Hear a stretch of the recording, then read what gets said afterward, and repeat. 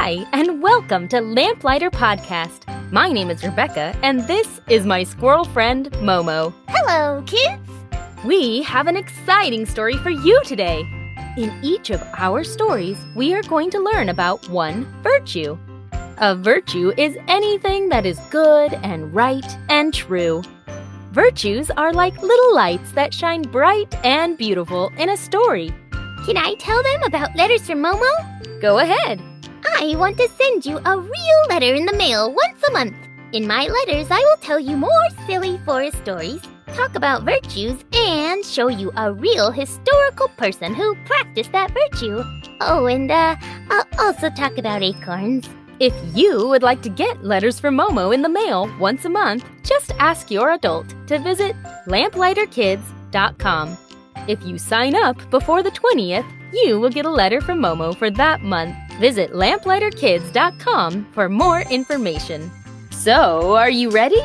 Come and listen while we light the way to your imagination.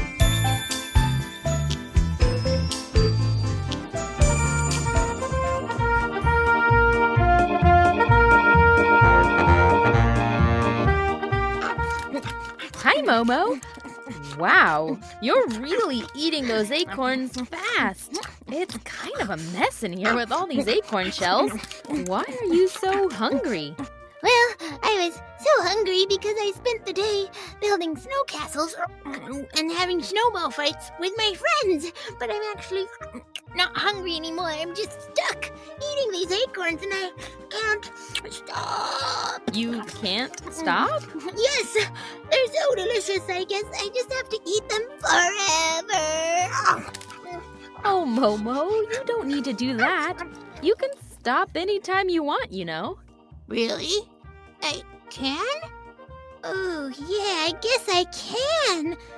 Okay, I'm stopping, but I have a tummy ache. I bet you do. Seems like you got a little out of control there with the acorns. Well, our story today is actually about self-control, which seems like good timing, don't you think? Yes, I think I'll just lay here on the floor and listen to it.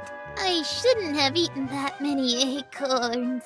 Why don't you rest and digest, and I'll tell you a spectacular circus tale.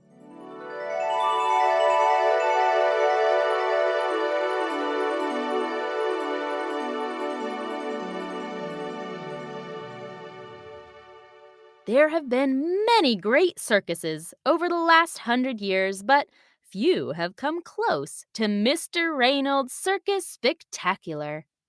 It was a show that people traveled far and wide to come see. When Mr. Reynold's big red and white striped tent came to town, shivers of excitement rushed through people young and old. They knew that in just a few short days, everything would be ready for the big show, and everyone scrambled to get their tickets. Mr. Reynolds, a large man with wild gray hair who was never without his silk purple top hat, had run his show for many years now, and just recently he was beginning to have big problems. Many of his performing animals were growing too old to perform anymore. They had all done a wonderful job for many years, but Mr. Reynolds, being a kind man, could see that it was time to let them retire and get rest in their old age. This he did gladly, and then began his search for new performance animals. He found a new head elephant who made the crowds roar with laughter. He found a handful of new trick monkeys who walked up and down the aisles selling peanuts. And he also found a very cute rabbit who did an excellent job jumping in and out of the magical hat. What he couldn't find, though, was a well-trained, eye-catching, tame, and magnificent lion. This was a problem because many of the customers came just to see the lion and his magnificent roar. Without a lion in his show, he knew that his circus just couldn't be the best forever. So he kept trying to find himself and his circus the perfect lion. The animals around the circus knew what was happening, of course. though Mr. Reynolds had no clue that they were watching and listening to everything. The mice, in particular, loved to catch the circus news and spread it around to the waiting animals. Everyone, human and animal alike, was very anxious about who the new lion would be and whether or not he would be as good as the one they had just retired. They knew that the future of Mr. Reynolds' Circus Spectacular rested on the question of what lion came to their show. "Oh my! Are you sure about that?" Priscilla, a beautiful white circus horse with a shining mane, looked very shocked as a small mouse shared the latest news with her. I heard it with my own ears in Mr. Reynolds' own tent. He said a new lion is coming today. The mouse nodded with excitement. "A new lion? Today? Let's hope he's better than the last one Mr. Reynolds tried. He almost bit off Lucinda's hair when she backflipped off the trampoline." Priscilla shook her head. Yes, we're all glad to be rid of him. Oh, hi, Amir, said the mouse. "What's all the fuss about over here?" Amir, the ginger cat, hopped down from the roof of the horse stalls, looking uninterested in the conversation, and yet, from the flick of his tail, Priscilla could tell that he was indeed very interested. "There's a new lion arriving today, according to Mavis Mouse here," Priscilla said. Amir sat eloquently on a narrow piece of fence. "Well, that would be something if it were true, but sometimes these little mice—" He shot Mavis Mouse a look, one mixed with some annoyance and some humor. "Sometimes they spread news that isn't always the truest form of itself." Oh, Mr. Amir, sir, Mavis Mouse began. I know we messed up that one time when your tail got caught in a mousetrap because you were trying to go for the milk that actually wasn't there, but— said Priscilla, perking up her wide ears. "What's all the commotion?" Everyone stopped to listen. A large amount of circus workers began shouting and making noise on the other side of the tent. Above it all, they heard a loud roar fill the air. "Did I just hear a lion?" said Amir. Oh, how exciting, said Mavis Mouse, already heading down the side of the horse stalls and onto the floor. I'm going to get a closer look. I'll be sure to keep everyone updated on the news. "Mice, you can't live with them, you can't live without them," Amir said, casually licking his paw. "Listen and look!" Priscilla leaned far out of her stall, and Amir followed. They could tell that a large group of people were about to walk around the corner of the tent. When they finally emerged, they saw him. A large, glorious lion with a thick, full mane. The circus workers were rolling him by in a cage, and all the while, the lion was bouncing and talking excitedly. Hi there, and hi there! Hey guys! Hey everyone! My name's Cavi, and I'm so excited to be here! I'm gonna be the best performer. You should see my moves. I'm trained, you know. Oh, hi, horsey. Hi, little kitty. You look just like a smaller version of me. Ha! The lion Kavi went on this way as he rolled by and on to the other side of the circus into his own container. Priscilla and Amir looked at each other. "He seems nice," said Priscilla. "A bit jumpy, I'd say," Amir said, one eyebrow raised. "Well, at least he doesn't seem like the type that'll try to bite anyone. That's a step in the right direction." The two friends spent a while discussing the newest member. Before long, their trainer came on by to take them out for some practice.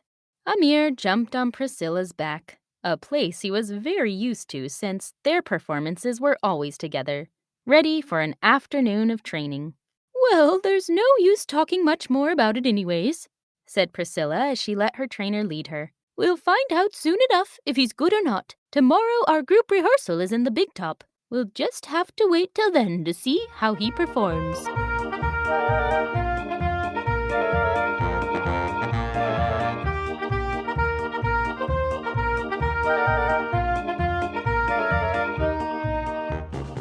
The next day, Priscilla and Amir sat with mouths wide open, watching a group of circus workers chase a very, very excited lion all around the big top tent during rehearsal. I guess that's our answer, said Amir as Kavi the lion jumped onto an elephant's back, then jumped off, doing a perfect backflip. Look at me! I'm a performer! Woo! Kavi cried as he improved his moves. I mean, he's really good, said Priscilla, watching Kavi jump through 3 hoops at once. He just can't seem to focus on his steps for very long before... Everyone in the tent gasped as Kavi slipped on a circus ball and fell flat on his face. When he jumped back up, his mane was covered in dust. It's okay, it's all right, everyone. I'm Kavi the Magnificent. I've got moves. Ouch! 5 circus workers finally caught him and put a collar around his neck again. Kavi didn't seem to mind anything. He kept a big smile on his face as they let him outside the tent. Thank you very much. I'll be back tomorrow. I can't believe I'm in a real circus now. It's amazing! Once Kavi was finally far enough away so that nobody heard his excited cries, the rehearsal started again. I feel bad for him, said Priscilla as she and Amir waited on the sidelines for their turn. It really seems like he wants to be here performing, and I don't think he has any idea that he's not going to stay here very long if he keeps acting like that. Seems like we're going to need to wait for another lion, Amir said with a shrug. Priscilla watched the zebras do a side-stepping dance, and then her face lit up. No, we don't need a new lion. What we need is to talk to Kavi about his behavior. Yes, that's it. You need to go talk to Kavi, Amir. You can go tonight when everyone's asleep and just tell him that if he keeps behaving like a crazy lion, nobody's going to keep him here. He is very young. Maybe he just doesn't know. At first, Amir thought that this plan would never work, but Priscilla convinced him that it didn't hurt to try, so in the end, he agreed. They continued to practice with as much enthusiasm as ever, but each of them, in their own minds, were wondering, would they be able to convince Kavi that he needed to calm down during performances? Could they help their beloved circus with this plan? They knew they needed a lion, and maybe, just maybe, Kavi could still be the one.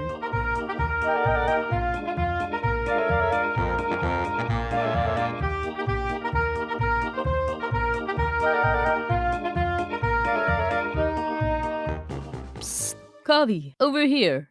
Amir slinked over to the corner of the lion's enclosure, his ginger fur sparkling in the moonlight. Who's there? Kavi lifted his head from sleep and looked all around. It's me, Amir. I'm the cat who rides on the horse's back. Oh, hi, little kitty. Kavi jumped up and ran over to the corner. Yes, I remember you. That's so cool that you can ride on a horse's back. Maybe I should try that during our next rehearsal. I wonder if a horse could hold me up. Hey, look, this is my new trick I've been practicing.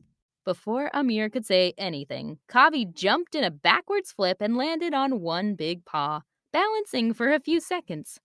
Wow, I mean, that's really, really amazing, Kavi. But listen, I came to talk to you about something. Kavi jumped back onto his 4 feet and ran over to the corner again. Oh, awesome! I'm ready for it. I love talking about something. Okay, look, this isn't easy for me to say, but since I want our circus to have a lion, and you're a very good performer from what I can see, I wanted to tell you that Mr. Reynolds is not going to keep you if you go crazy in the circus tent all the time. Kavi cocked his head in confusion. What do you mean by that? I thought everyone loved my super awesome moves! Did you see the way I flipped off the elephant's back today? So cool! I did see that, Kavi, but that's not what Mr. Reynolds and all the performers want. They need all of us to work together and stay on step. If we all just do what we want, it's not going to be a very good performance. It can be hard to sit still and do what we're told when we get bored or rehearsal takes forever, but it's very important for the good of the show. Kavi lifted his chin off his hands with big eyes. He appeared to be thinking really hard. Suddenly, he stood up and started pacing in his enclosure. Wait, I thought I was making the show amazing by my amazing moves, but You're telling me it would be better if we just listen to my trainers and do what they tell me? Amir nodded vigorously. Exactly. Kavi looked sad. But then I'll never get to do what I want to do. I love making new moves. You can still make new moves, you just have to save it for when you're working with your trainers or in your enclosure. Our trainers love it when we come up with different ways of doing things, but you just can't do it all the time.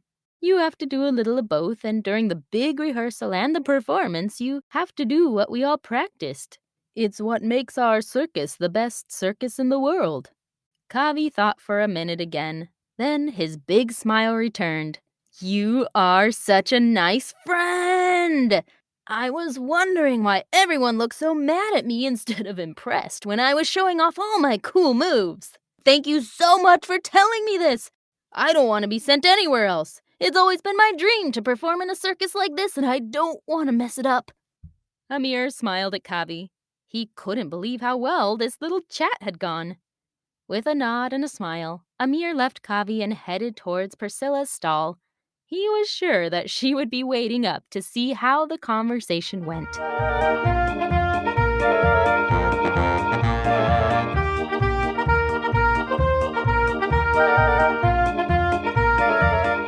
From then on, Kavi the lion was a very different creature.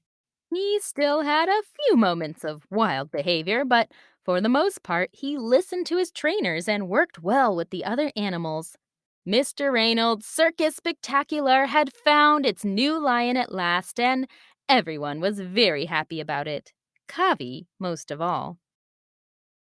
After a couple weeks of practice, the day of the big show came. Thousands of people streamed into the big top tent, filling the empty stalls with laughter, yelling, and anticipation. Priscilla peeked out from behind the curtains and saw the large audience. She smiled. I just love this feeling before the big show. We're going to make all those people so happy with our performance. Oh, how do I look? She turned to Amir, who was perched elegantly on her back. Amir looked at the colorful ribbons that had been braided into her hair and the golden glitter they had painted all along her white fur. You look ready to perform, he said with a smile, adjusting a small golden hat on top of his head. Oh, I sure hope Kavi does well today. Priscilla could see the lion pacing across the way. He's never actually performed in front of an audience. What if he gets so caught up he tries to add some of his new moves? Shh, Amir said. They could hear the audience quieting down, and Mr. Reynold's booming voice began to speak. Ladies and gentlemen, boys and girls, welcome to Mr. Reynold's Circus Spectacular. It's a show you'll never forget. The audience cheered and clapped for a long time. Priscilla, Amir, and all the animals behind the curtain felt their tummies roll with excitement. When the noise died down, Mr. Reynolds continued. Without further ado, I present to you the performers! The music began, the acrobats flew out from the corners, and the curtains were drawn back. Elephants, zebras, dancers, and of course, Priscilla and Amir jogged out into their assigned rings. The audience went wild. After a couple minutes, everyone gasped to see a big, beautiful lion jump out from behind the curtain. Kavi landed perfectly where he was supposed to, then jumped onto a big blue ball, rolling it along and letting out an ear-splitting roar that filled the tent. The audience was stunned with excitement and watched as the show continued. We are here to entertain you all. Please laugh and clap your hands. We've learned our steps, both big and small. Yes, we all understand. Self-control, self-control. It makes the show beautiful. So come relax, enjoy your stay. We'll be spectacular. We promise you'll be entertained because we practiced our self-control, self-control. It makes the show beautiful. Self-control, self-control, it makes the show beautiful. The show was an instant success. Everyone knew after that their circus would be okay.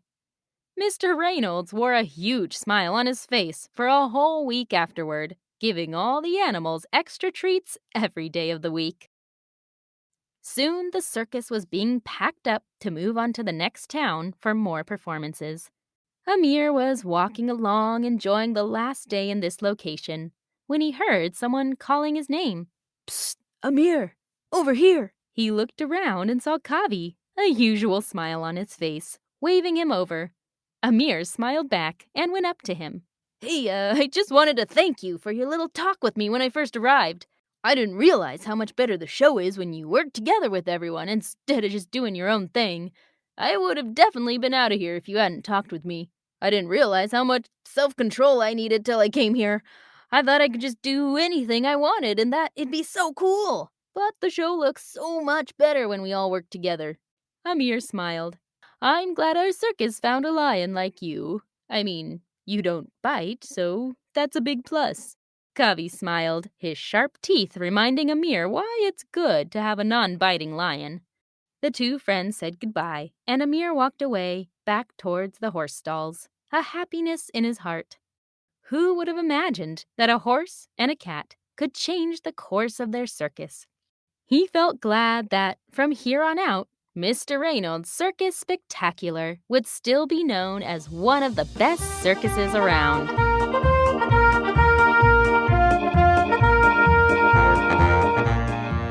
So, Momo, are you feeling a little better now that you've had time to digest? I'm feeling a lot better. In fact, I was starting to think that I could eat some more acorns, but I realized it would probably make my tummy hurt again. I think that was a good decision, Momo. I think you are starting to learn more about the virtue in our episode today. Self-control. Self-control means that you are able to control your behavior when you need to. For example, if you are in a restaurant or a classroom or anywhere where it's better to be calm, it can take self-control to sit still and be patient. Or another example would be if you ate a big piece of cake and someone offered you another one. If you think it'll hurt your tummy, it can take some self-control to say no to that second piece. We all know how good cake tastes. Or acorns.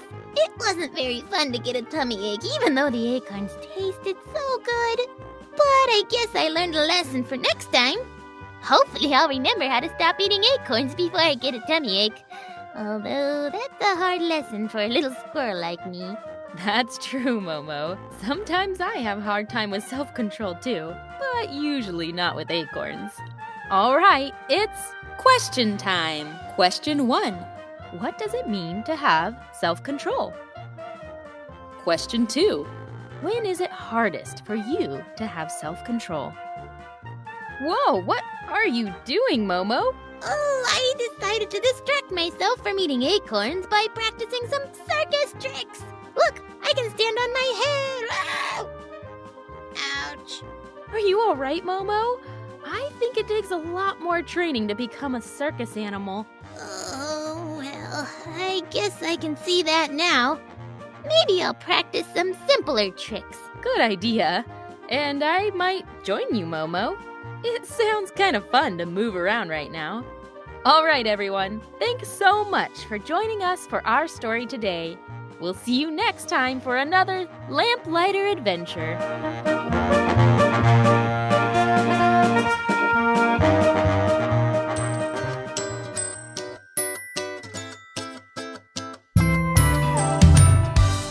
Thanks for listening to Lamplighter Podcast today. If you liked our story, please leave us a review. It really helps other listeners find these stories. If you're interested in subscribing to Letters from Momo, just visit our website at lamplighterkids.com. I also love to hear from my listeners. You can email me anytime at lamplighterkids@gmail.com.